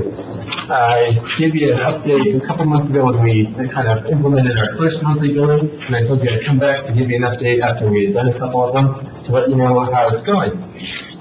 So procedurally, as you know, we've switched from quarterly to monthly billing effective January 1st of this year. The other change we made is to move from billing some charges in advance and some charges in arrears to billing all charges in arrears. So that's why our first monthly bill did not go out until the first week of February, and that was for the service period of January. So we are billing all of our customers now on a monthly cycle, and customer service has done extensive testing over the last about 9 months since the board authorized the change to kind of develop new workflows and tweak our existing workflows to accommodate those two changes in the billing frequency and kind of the moving from billing, you know, some in advance and some in arrears to everything in arrears. So in doing that, we have done a lot of testing and didn't really know what to expect, but I'm happy to report that the transition was really smooth. So we didn't have any major issues. We've now done the first 2 monthly bills, and we're just gearing up for the next bill that's going to go out in the first week of April. And we have tightened up quite a few of our workflows in order to, you know, work within the new kind of more constrained schedule. So in the past, during our quarterly billing, it would take us typically 2 to 3 days, sometimes 3 or 4 days to get the billing out at the start of each quarter. So we've done a lot of kind of tweaking our internal processes, and so for the first 2 monthly billings, we successfully generated the billings for our portion of it in-house on the first day. So we were able to generate we had 4 billing cycles. We generated all of them on the first day of the billing period, and then we send those bills off to our third-party processor who prints them and mails them. So it's a company called InfoSend, and they're out of Southern California. And so with typically it takes them about a day to process all of our bills and get those in the mail. So for example, in the last bill we did at the start of March, we completed our process instead of taking 2 or 3 days. We completed that in 1 day, got the bills off to InfoSend by the end of the day on March 1st, and they had those in the mail by the end of the day on March 2nd. So again, we were trying to maximize the amount of time that our customers, you know, between when they get the bill and when the bill is due on the 25th day of the month. So we're really happy with that. So far, the change, billing everything in arrears has been helpful to us as well, because that's the way that the software, our billing software, is designed to work. So when we had this kind of strange way of doing it in the past where base charges were billed in advance and consumption was billed in arrears, we had to kind of tweak the software to make it work for the way that we did our billing. And we have since kind of converted that to the way it's designed to work, and that's made the customer service reps' lives much easier, especially for account transfers. Essentially, that's one of the processes we were able to make much more efficient is when we have ownership changes in the system.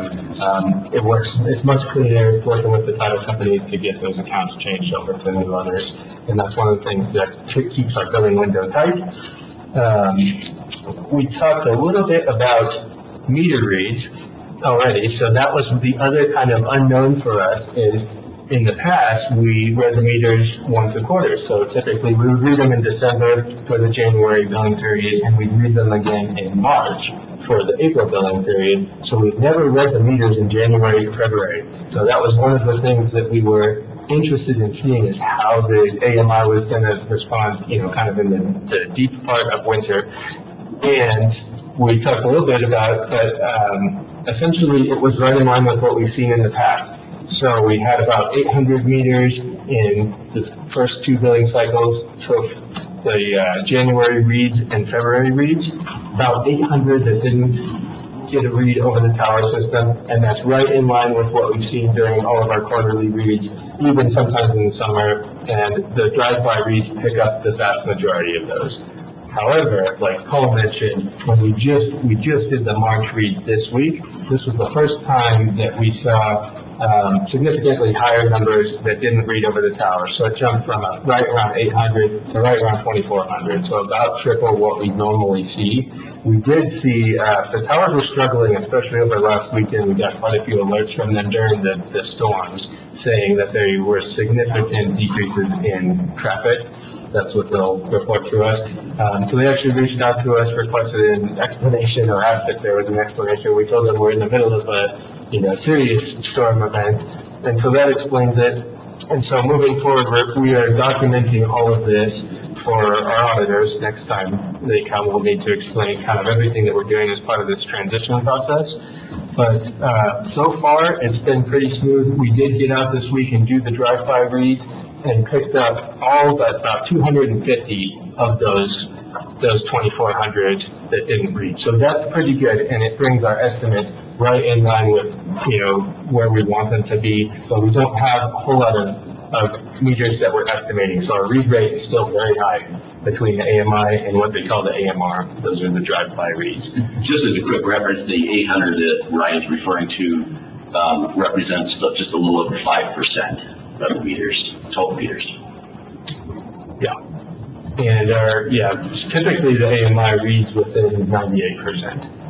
It just fluctuates depending on whether there's active weather seems to be a determinant. So we can also kind of fudge our meter read dates based on the weather forecast. That's one thing that we talked about coming out of this month. So we will keep an eye on that for the future. And then one other thing that I wanted to report is that as part of this transition to monthly billing, one thing that we've really been doing a lot of outreach for with our customers is encouraging them to consider paperless billing and our various auto pay programs. So it just makes it easier for those customers who don't want to see a monthly bill or who are concerned about how long it takes for the mail to reach them. We have had issues with the postal service, and we have heard that from our customers that, we put the bills in the mail on the 2nd, and they're getting them, some of them, on the 10th or 11th of the month. And it gives them a smaller time period to get that paid. It's still in line with what is typical for monthly utilities who bill monthly. It's about a 14-day window between when you get the bill and when it's due. That's what we're shooting for, at least that. Typically for most customers, they have more time than that. But so we've been kind of tracking the numbers of paperless billing customers and auto pay customers. So since the start of this year, we've seen an 11% increase in our customers who've signed up for paperless billing. So as part of John's GM goals, we have set a goal of a 10% increase for the entire year. We've already met that goal. And so we've seen a good response from customers who are asking about how they can sign up for paperless billing. Auto pay customers, we're doing really well. And auto pay is great because there are fewer issues, it's easy for the customers, it's easy on the staff, we don't have to process those payments, need a check or anything like that. So since the January 1st of this year, we have seen 1,286 new auto pay accounts. So right now, 38% of our customers are on auto pay. So we are going to continue to market that to them and encourage them to take advantage of these tools that make it, less of an inconvenience to handle those monthly bills for the customers who that works well for. And that will continue to decrease the cost associated with it as well. Because one of our big costs that came with monthly billing is, increase in postage from mailing the bills monthly instead of quarterly. And as a reminder, one of the main reason that we considered monthly billing is that we heard from the customers over many years that it's something that they were continually asking for. Primarily, those were customers who lived here in town, and the primary reason that they were asking for the monthly billing was to make it easier for budgeting purposes. And I'm happy to speak to the letter we read at the start of the board meeting, or we can leave that agenda for the next one. And I forgot this was on the agenda, and we had a letter from the customer earlier, and it directly relates to your report. Can you address it now, and we don't have to put it on the next agenda? Yes, absolutely, I was planning to do that. Yeah, so we read that letter at the beginning of this board meeting. As a reminder, there was a customer who was concerned, had written in saying that they were disappointed in the prudence of change from quarterly to monthly billing. They cited inefficiencies and things like that. There are increased costs with it. We were aware of that, and the board was presented with all of those numbers. Like I said, the primary driver was that the customers had asked for this. And so to give a little bit of a background, I did speak with customer service staff. We have been kind of tracking the feedback that we're receiving from customers who we've interacted with since the switch, and primarily that continues to be very positive. So the overwhelming amount of customer feedback we've received is positive. We have had some negative feedback, people with similar concerns that basically it's just more frequent, more of an inconvenience for them. So what we've been offering them is there are a couple options. We offer them the ability to pay ahead and maintain a credit balance that will be applied toward future billings. We're seeing a lot of that, which is great. We're seeing customers sign up for auto pay so that they don't have to hassle with paying the monthly bill. And this customer who wrote in that letter in particular did speak with customer service staff, so we were able to give them the background of the decision and talk through some of those options.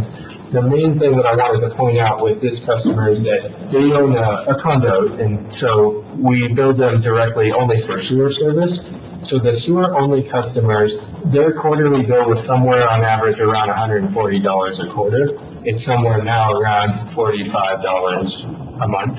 And so for those customers in particular, the budgetary concerns were typically less, and so it makes sense where they're coming from. But they're now getting a $50 monthly bill instead of a $150 bill per quarter. We did look, when we were kind of planning out how to transition, we did consider billing sewer-only customers on a quarterly cycle. That was an early consideration for that exact reason. And what came out of that is we had worked with our software provider and looked at what it would take logistically to do that, and it just didn't make sense. It was, far more confusing to have two different billing frequencies for different customers and tracking different due dates and things like that. So we did make the decision to keep everybody on the same billing schedule, but that is one thing that we have heard. The majority of the negative feedback we've gotten from customers have been from the same type of sewer-only customers where the bill is much smaller. And so the benefits are less apparent to those customers. And we anticipated that. But yeah, we did speak to them and offer them, different ways to get around at least the inconvenience of it. Very good. Any questions? We're going to any questions here. We haven't gone through a summer season yet, but not good billings, right? Correct.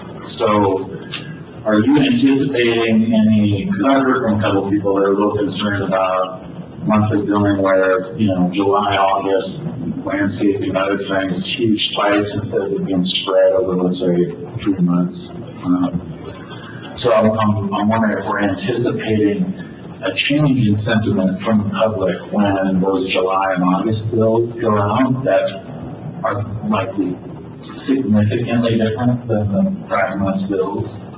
Yeah, and I wouldn't anticipate that because in the past, they still were charged for all of that water usage, and what that resulted in for our customers who have extensive irrigation is in October, so that October bill had pretty much the whole summertime usage on it. It was like July, August, and September. So those October bills, what happened is people would see $500 to $800 bills in October, so that would just be spread over those individual months. And so I would still think that it may be easier to budget for some of the customers, and that's what we were hoping for. So the monthly bill, you're right, I mean, there will be a big jump in it, but in the past, like looking at the quarterly jump, it would look something similar. It'd be something like you get a $400 bill in July, and then an $800 bill in October. And our rate structure isn't where like if your consumption's over a certain amount, you get, it's like a stair step, you increase more and more. So from a consumption standpoint, there's no argument that it would get spread over 3 months. It could potentially be lower of a hit than 1 month that's exceedingly high and you're into a different category, so to speak. Is it structured that way? So on those consumption, just for residential, single-family, consumption, right, so it doesn't apply to commercial or multifamily customers, but for single-family customers, in the quarterly, and this is built into our Prop 218 rates as well, there was a kind of two-tiered system for consumption. Tier 1 was the first 45 units of usage per quarter, and then Tier 2 was anything above that. And the Tier 2 consumption is significantly higher. Most customers who irrigate in the summertime would hit that, especially in that October period. So we did adjust the tiers. For monthly, we cut them, basically divided it by 3. So now, on a monthly basis, it's 1 to 15 units of usage is the first tier. Anything over that is Tier 2. So it's the same. We weren't able to change the rates based on what they were approved to be in the last Prop 218 process. But yeah, so it could impact if you had different, significantly higher usage in 1 month, which is not typical for most irrigators. It's, if they have a schedule, their irrigation would typically be similar month to month during the irrigation months in summertime. So I'm hoping it wouldn't be too big of a deal for them, but essentially they get the same allotment of Tier 1 over that 3-month period. Plus 3 months, and if it's a low month and a high month, it's not the same. Right, so if they had a high month, they could easily hit that. So there is a potential that we're going to hear from people that are going to see overall in comparison, if they compare the quarterly billing to last year's, it's going to be a jump, and we may just want to prepare for that. Yeah. I would recommend if we get calls, we pass them over to the Tier 5 program. I'll be honest, my empathy is, I get empathy to so many people, and I feel for so many people, but people in that category. Yeah, I mean, like, you bought a product, you use the product, you pay for the product. It's safely doesn't feel sorry for me when I go to the store, right? Like, well, I don't know if this was communicated, that's my point. Oh, yeah. I don't know if this was expected by the public, and so I just want to be clear for it. Yeah, that's a good point. And we do, anybody who calls in with concerns about their growing affiliates to landscape irrigation, we have a lot of resources for it. So turf buyback is one that we always mention. We also do landscape consultations where we can, come out and give them tips on how to water more efficiently. That's always been our big thing. It's like, if you're going to irrigate, let us help you do it as efficiently as possible so that you're using what you need to and not more. And if they're a water smart, they can check their water use on a daily basis. Yeah, and they can sign up for usage alerts, they can automatically get leak alerts, the system has an algorithm that looks at usage, so it will actually learn what irrigation usage looks like at that property and flag it something that's, same amount of water used at the same time every day or every other day. Yeah, so their Water Smart has been really popular with the customers, we've gotten great feedback on that, and good enrollment numbers on that.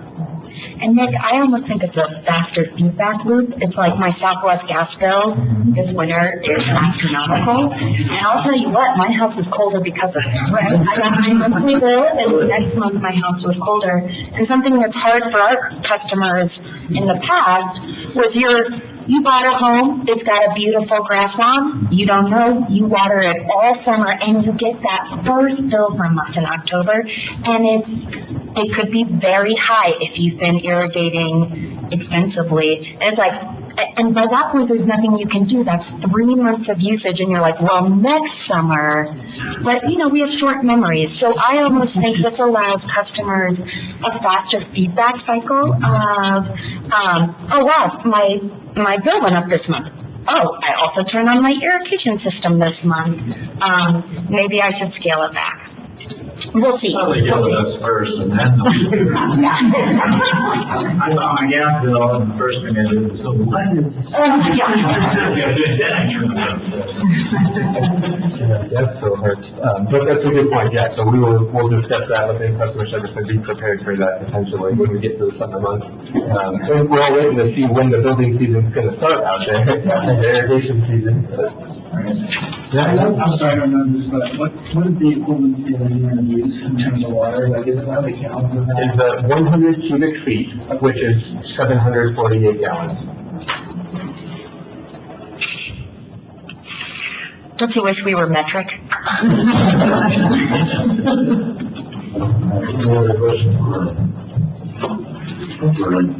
you, sir. They said, but I surely tell them something about the budget report. All right, wanted to provide an update on just what's going on legislatively. This is active season for bills and bonds and all the rest. So we've been really busy at the state level. We've been working with, we're in a few different partnerships, so the California Tahoe Alliance, as well as Mountain County Water Resources Association, to identify our priorities for the year, as well as to identify what bills that we're planning on tracking. There's all sorts of water bills that have been introduced. Some we support, some we don't support, so that's what's happening right now, is tracking those bills. One of the bills that we're very excited about is SB 470. This is a bill that we worked with Tahoe City Public Utility District and North Tahoe Public Utility District, and Congresswoman Marie Alvarado Gill, our new representative, authored for us, and it's essentially requesting that grant eligibility be expanded to include water for fire suppression infrastructure. So this is one of our challenges, right? We go to apply for water grants to fund our water for fire infrastructure project, and they say this is a fire project, and we go to fire, and they say this is a water project. And so this bill is trying to expand that grant eligibility for water for fire suppression projects to at least be eligible to compete. So excited about that. At the federal level, there was a call for, we're calling them community projects, but essentially earmarks. And so we submitted our Pioneer Trail Waterline project that is in our CIP in a few years from now, but is a high priority project. We submitted it to both Padilla and Feinstein's office, as well as Kevin Kiley's office, and we'll see what comes of that. We've been working with our federal lobbyists to follow up with our representatives to highlight the importance of those projects. For another partnership that we are involved in is the Tahoe Water for Fire Suppression Partnership. This is the water agencies around the basin. Our projects are now included on the Environmental Improvement Project list, and we go for funding through the Lake Tahoe Restoration Act. So Congress appropriated up to $10 million this year, and we just heard from the Forest Service that we'll be receiving a $2.1 million allocation. So again, quite a bit less than we were hoping for.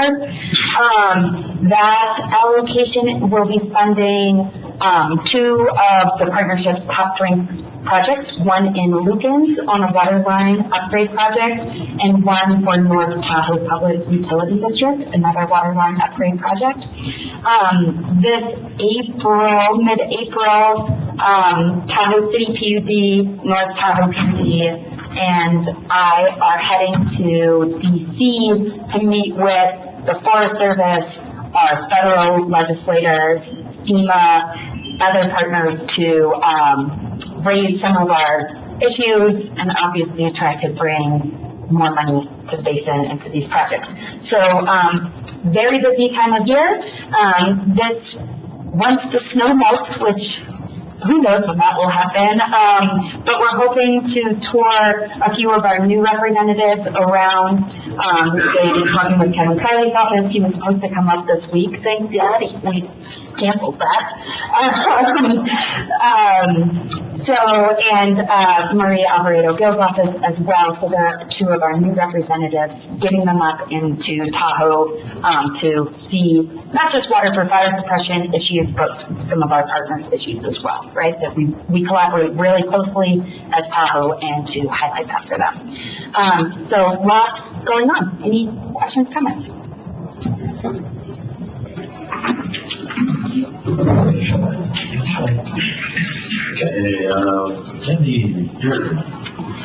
Yeah, just, real quickly, you may be asking what the district has to do with the Inflation Reduction Act. But it's, creative politics, put a nice label on it and dump everything in a bunch of different things that have nothing to do with each other. But, inside, this bill, this was enacted in, late summer of 2022, and it has a total allocation of about $370 billion. A good portion of it has to do with investment tax credit for environmental projects and facilities, including wind, solar, geothermal, biomass, biogas, energy property, fuel cells, storage, etc. So there's a fair amount of money being poured into that. And now the next question is, well, what does the district do with an investment tax credit? Because you don't pay tax. But the way they've set this up, they call it refundable credits for public agencies. So instead of getting the tax credit where you can offset your tax liability, you get actually a check back. And so that's the way they incentivize for public agencies. There are also bonus credits for doing using like made in America domestic products. There's also some bonus funds available for if you're in low-income communities. There's some money for improving energy-efficient buildings, and there's also some clean vehicle credits for electric vehicles. So there's quite a bit of stuff in here. I've provided a copy of this to your grants coordinator, so she's aware of it. So this might be something just to keep an eye on, depending on what the district has and its projects coming up, and maybe just another source for you to take a look at. You said you had started reviewing materials already to see if there's any applicability to the district. But it's about that thick. Take a little bit to get through it. Yeah, I just don't want, and I think make it kind of spoke to the disease running and get down the board is the advantage that is brought for an opportunity we can get our hands on, especially if it relies on self-reliance the district. I think, I know the school district has moved forward on this, the city is currently doing it, but looking to fit in a financing mechanism where you start to develop the energy efficiency for your structures, and then the payback is through the energy efficiencies you create. And so we said, there's kind of been examples with the teams that partners and are engaged in that. And so I think there's opportunity to look forward to seeing what's possible. That might be kind of low-hanging fruit we will pursue as we look at kind of other items in the future. The equivalency of that tax credit is like 30% of expenditure? It is somewhere between 6% and 30%, depending on the particular type of energy.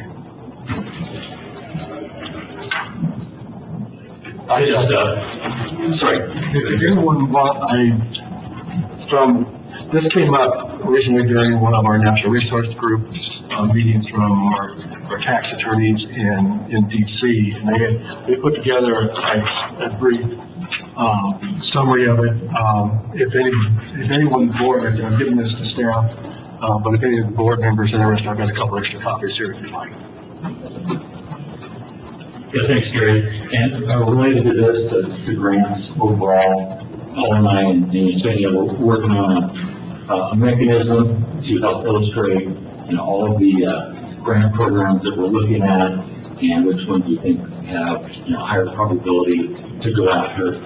So working on that, some of the goal this year, and something to help communicate our grant efforts to the board as well and the public.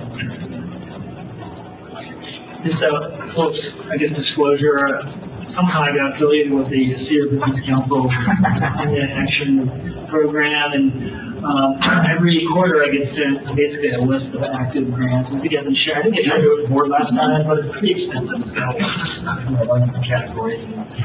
So that might be helpful for Cynthia. Yeah, I just push that forward to calling and Sarah.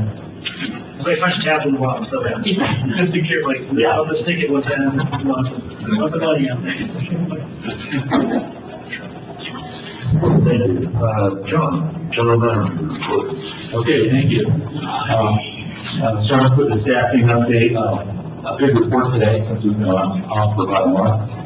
So hope you enjoyed your extra 2 weeks off. That's great, we should try to do that.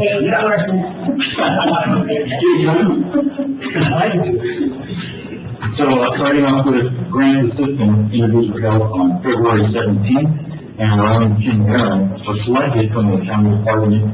Kim's been working with grants on a half-time basis for many years, and she participated in a cross-training program, so congratulations to Kim. She's very excited about that.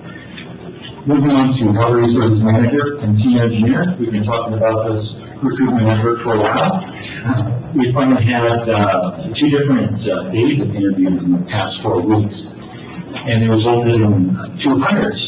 So very successful. And for senior engineer, Megan Colby is here today, and her first day was Monday, and got right into the EOC, emergency action planning. So it was an exciting first day.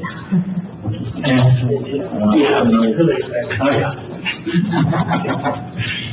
and for water resources manager, our new Evo, we have a candidate in pre-employment and slated to start in early to mid-May. So we're getting there. Water meter tech, lots of internal and external interest in the position. We ended up selecting Jason Paul, who is coming from our own pumps department. And that would be a powerful addition to customer service, I can tell you. Moving on to accounting tech 1. Interviews were held on Tuesday, and Taylor Bradshaw was selected, and she started in that position today. This will be a smooth transition, and she was a temporary employee in accounting for, I think, at least 6 months, 6 to 8 months, something like that. And also for our accounting tech 2/grants program assistant, this is Kim's full position. That posting advertised and closed today. Upcoming recruitment for underground repair water, underground repair sewer, pumps, engineering inspector, as Julie talked about, and CAD design analyst. We're also currently recruiting for temporary seasonal workers for the field crews, 2 temporary admin support positions, and an engineering intern. What's going on? City meeting we talked about, under board reports, moving on to Lucan's Water. I think 3 or 4 weeks ago, Paul and I met with Jim Lucans and her grants consultant, Lynn Nolan. You may remember Lynn. I wanted to just check in with Jim, but there's one new item I think definitely worth mentioning to you. She said we should expect to be contacted by the state. The state is really pushing consolidation, as I think the board is aware. Jen applies for and receives a lot of grants from the state. So currently, the grant is holding up these grants to Lucan and requiring a consolidation analysis of some kind. So Lucan is going to have to go through a consolidation analysis. I don't have any details. I haven't been contacted by the state. I've asked Jim to ask the state for more details so we can prepare a little bit. So, interesting, right? I think a lot of what we did with the keys could apply to this upcoming analysis, but more to come on that for sure. When they say consolidation analysis, set consolidation into a public agency? Yeah.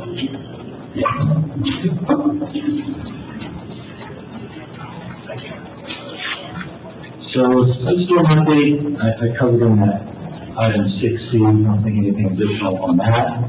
And AD-HOC? Where's your mouth? You're gonna be quick. Okay, yes, it's only this long. That was the, we got the hook. Sorry, I'm not paying attention. Yeah, just an update on the Tahoe Water Association, the Property Owners Association board meeting was last night, and I attended the meeting, and I did a presentation there. There's no action item, it's just get in front of the board, talk about our, working together on this integration effort, and answering questions, meet the new management team. Mark Madison, today is his last day as their interim general manager. They've got a new management company taking over, it's already taken over, and they'll have a new general manager. His name is Hallie, so I met him last night.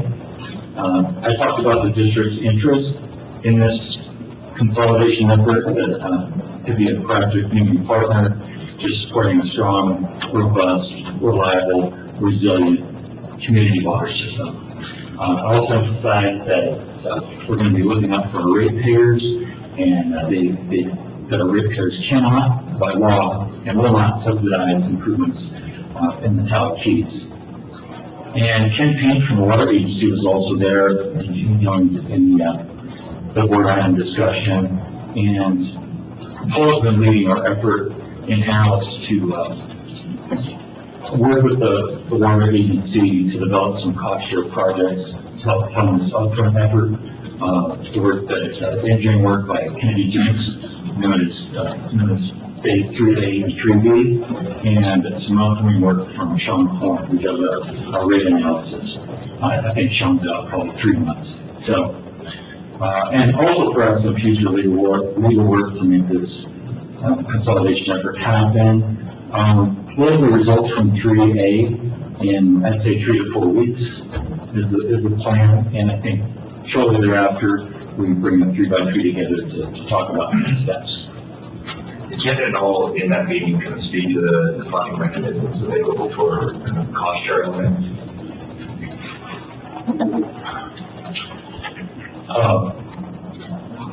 I'm sorry, I missed the first part of that. Well, because we had been talking about how, ideally we could look to get some financing. From the water agency?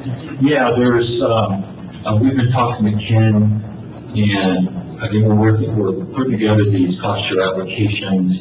I think the water agency would be able to fund up to 50% of those efforts by Kennedy Jenks, which 3A is about 30,000, 3B is to be determined, but maybe around 150,000. So that those kind of numbers, and also to help fund the work by Sean Horn in the $40,000 to $50,000 range. So we think that 50% is a lot. I think I won't say it's a lot. I think it's highly probable. If it goes to 50%, I'm not sure. Maybe Ken is looking for, more of a 1/3 cost share relationship. But typically our cost share is at 50%, and we can use our own staff time as match. So we're planning to package that up and bring that to the next board meeting at El Dorado County. So second Wednesday in April. So I have. Just a question on the keys again. Yeah. For the meeting, what specifically was on the agenda? Is it to, I guess, any kind of conversion or takeover or whatever? It was just for information only on the Tahoe Keys agenda, and I think Mark on his way out wanted to kind of keep the ball rolling, introduce the new management team to us, to me and Ken, and it's really the first time I've been in front of the board, so I think he wanted them to see and hear from me as well. And he wanted Ken to be there to help reinforce this regional collaboration with the water agency. Was there much discussion from the community? There was. There's pretty good, well, actually, people normally attend the Keys board meeting, but there was, maybe 10 of their members physically in the room, and then probably another 15 online. So, and there's a handful of questions, both in the room and externally, asking about the district position, about the challenges, the pros and cons of consolidation, the cost, a lot of questions about what's going to cost us, what's going to mean for rates. So, all to be determined, but there's work to be done, on their system. We need to find out, how much, what projects, over what period of time, look at the financing mechanisms to get that work done. And just really the district has the lowest cost of capital to get the work done through the SRF, but also the state has a lot of money available for consolidation efforts if we qualify with the keys.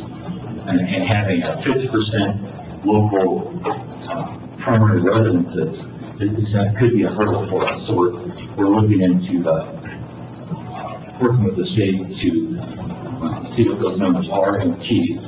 But there's a couple things. There's a $10 million grant that's available for the consolidation agency, the district in this case. And there's also, we've heard about $20 million available in zero interest 30-year loan products. So that's a lot of incentive for public agencies to complete these consolidation efforts. Is there any interest in bundling Lucas with the keys in some way, or? Yeah, I mean, I guess that's,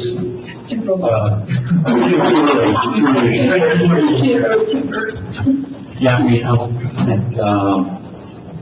I think it's early for that to see what's going on with Lucas. But regardless of that, we've always been working with Lucas very closely. We're intertied with mutual aid agreements with Lucas. So whatever we do, we want to do this in conjunction with Lucas, again, for a robust community water system.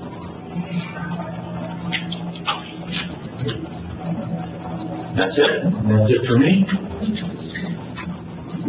Number Dave, back to you on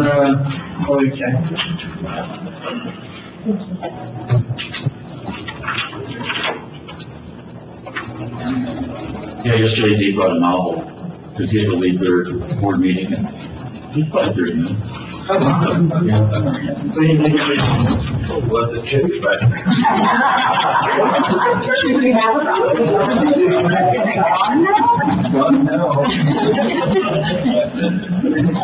Okay. So, we are done with that. Past the future meetings are listed, and that takes us into closed session. So we're going to do a closed session. This session, no report of action, and we are adjourned.